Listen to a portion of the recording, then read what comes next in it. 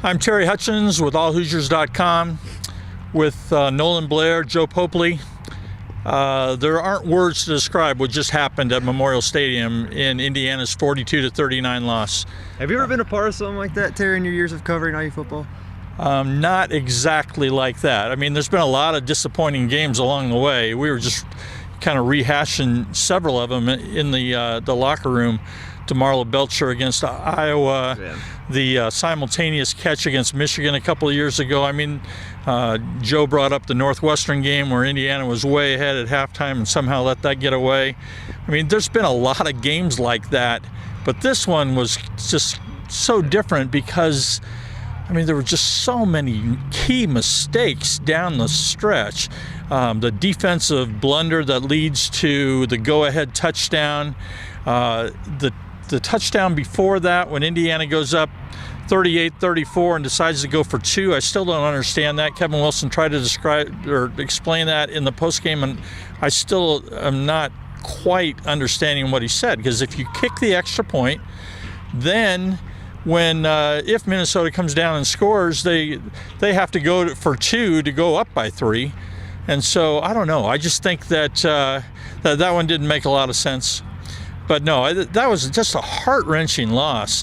And I'll tell you what, I will give it up to some Indiana players just for coming out and facing the music there. Nate Sudfeld came and Tevin Coleman came, and I mean, but let's start with that, Joe. I mean, just the emotion that you experienced from those guys in the locker room.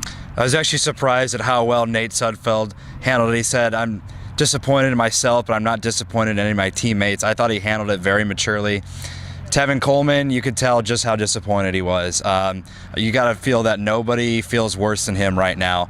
And to put it in perspective, IU's not anywhere close to being, to coming back and winning this game without his performance, over 100 yards, a touchdown. So you know that nobody feels worse than him.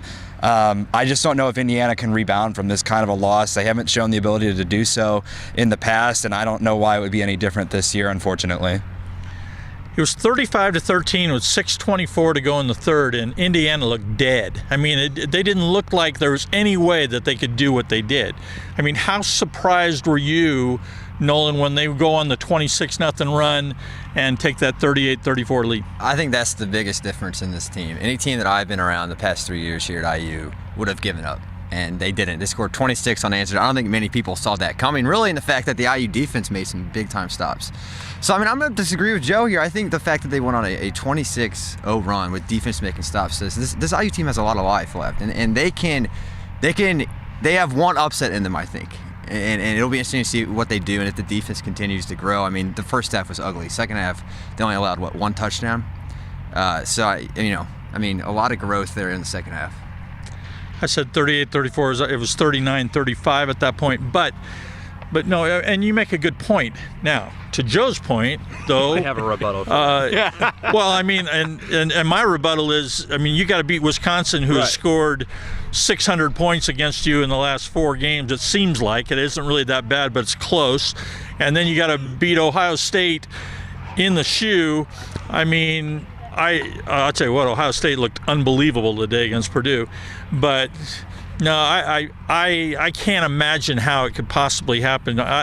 If they have an upset left in them, I'm not sure what it is, because, Wisconsin and Ohio State on the road, that's just a little too much. If it's going to be one of the two, which I don't think it would be either, it would have to be Wisconsin. Ohio State is firing on all cylinders right now. But the thing I have to say, Nolan, I wasn't actually that surprised by the 26-point comeback. We saw this all last year. The offense seemed to have life more so in the second half. In the past, they did so again. But I'm not going to put this loss on the defense. It has to be the offense. The offense got off to such a bad start in the beginning that it really never gave the defense a chance to catch its breath. They forced 4 or 5 punts in the first half alone, and yet Indiana wasn't able to capitalize. Twice they got down inside the 20 and had to settle for field goals. So we talk about the offense and how good it is, but if you're going to talk about it like that, you expect it to make the game-winning plays when it counted, and it didn't.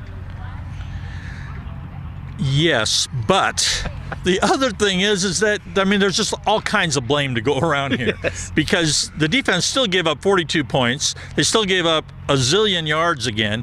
What we've been saying all week is, all you need is an average performance by the defense, and you're going to win, because you're going to score these kinds of points. So anyway, unfortunately, the same old story at Memorial Stadium tonight, where Indiana loses 42-39 to Minnesota, drops to 3-5 on the season, and with 4 to go, and big game against Illinois next week, but obviously the 2 on the road against Wisconsin and Ohio State will determine what this team does. Thanks for joining us. Follow our coverage at allhoosiers.com. We'll have a ton of content overnight tonight, and we'll see you next time.